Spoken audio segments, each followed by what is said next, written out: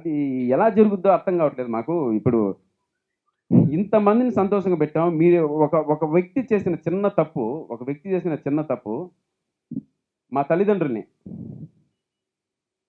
వాళ్ళ ఫ్యామిలీ మెంబర్స్‌ని 100 కుటుంబాలకు మేము ఆశ్రయం కల్పించామా 8 నెలల నుంచి ఆ కుటుంబాల్ని. "అన్నా మీ గురించి అలా రాశారేంటన్నా? మీ సినిమా గురించి అలా రాశారేంటన్నా? దేనికోసం అన్నా?" ఇప్పటికి నేను అహంకారంతో మాట్లాడడం లేదు. శిరస్సు వంచి మీకు మొక్కుతున్నాను.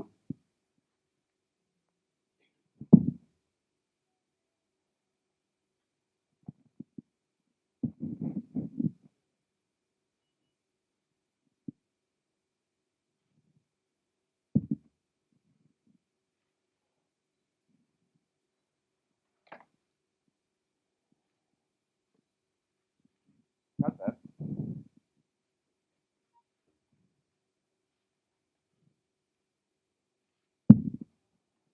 ఇదంతా వాస్తవం. నిజం. తప్పు మీకు కూడా తెలుస్తుంది సార్. మీరు కూడా కొన్ని సంవత్సరాల నుంచి ఉన్నారు. మీకు కూడా తెలుసు ఏ సినిమా హిట్, ఏ సినిమా ఫ్లాప్ అని. కాకపోతే దేనికోసం పర్సనల్‌గా టార్గెట్ చేస్తున్నారో, ఒక ఎందుకు దారి అర్థం కావడం లేదు.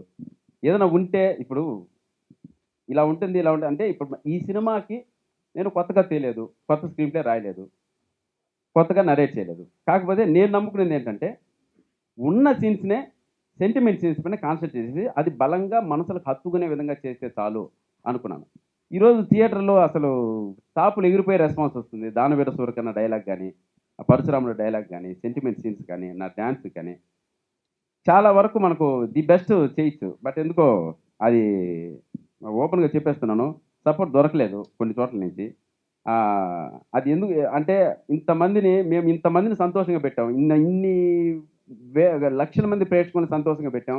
మా సినిమా తీసి చాలామంది పరిశ్రమలో వాళ్ళని సంతోషంగా పెట్టాం. వాళ్ళకి డబ్బులిచ్చాం. వాళ్ళని హ్యాపీగా ఉంచాం. మనం కూడా కలిసి చాలా దూరం ప్రయాణం చేశాం. కానీ మా సంతోషాన్ని ఎందుకు చూడాలనుకోలేదో అర్థం కావట్లేదు. పర్సనల్‌గా మనకేమైనా టార్గెట్ ఉంటే మీరు, మనము పక్కన కూర్చొని మాట్లాడుకోవచ్చు. ఒక వ్యక్తి చేసేదాని వల్ల ఆహ్, ఇంట్లో తల్లిదండ్రులు గాని పాపం ఇప్పుడు వాళ్ళు 60 ఏళ్ళు ఉంటాయి. బిడ్డ ఇంట్లో బాధపడుతూ కూర్చుంటే వాళ్ళకి ఎలా ఉంటుందంటే మీకు కూడా అమ్మా నాన్నలు ఉంటారు, భార్య పిల్లలు ఉంటారు. వాళ్ళు మీ ఇళ్ళలో బాధపడుతుంటే ఎలా ఉంటది సార్? ఎలా ఉంటుంది మీరే చెప్పండి. ఒక కష్టపడి ఒకడొచ్చాడే పాపం ఏదో కష్టపడుతున్నాడు, వాడు చేస్తున్నాడు. ప్రేక్షకులందరూ ఇంత బాగా ఆదరిస్తున్నారు.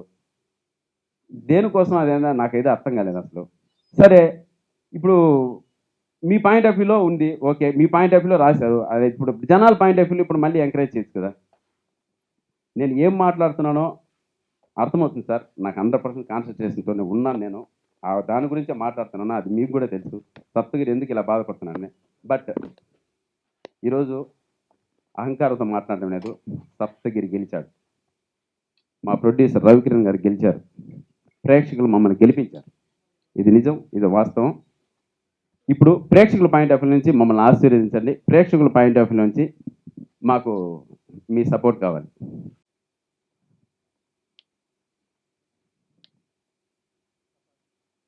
చట్టం ముందు శిక్షించి, దేవుడు తర్వాత శిక్షించేది ఆ కాలం.